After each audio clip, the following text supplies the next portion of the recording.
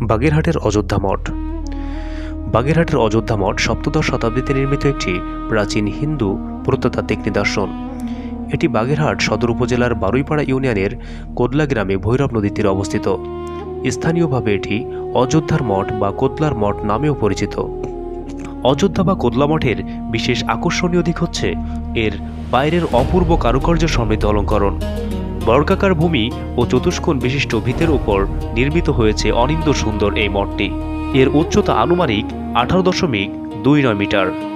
ইটের তৈরি মঠের প্রাচীরগুলির পুরুত্ব 3.17 মিটার প্রায়, এবং ভিতরের বর্গাকার প্রত্যেক দেয়ালের দৈর্ঘ্য 2.61 মিটার।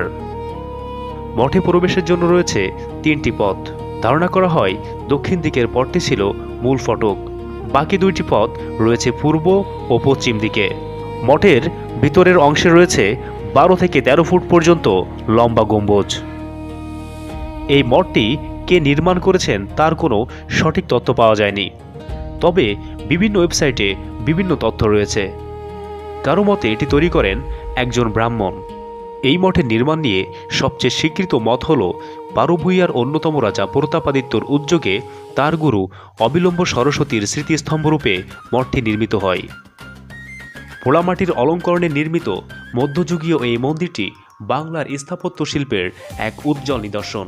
মঠটি তৎকালীন বাংলার সমৃদ্ধ হিন্দু ঐতিহ্যর পাশাপাশি মধ্যযুগে বাংলার মুসলমান শাসকদের পরমত সহিষ্ণুতার নিদর্শন বহন করে। বর্তমানে মঠটি বাংলাদেশের প্রত্নতত্ত্ব অধিদপ্তরের আওতাধীন একটি সংরক্ষিত প্রত্নতাত্ত্বিক সাইট।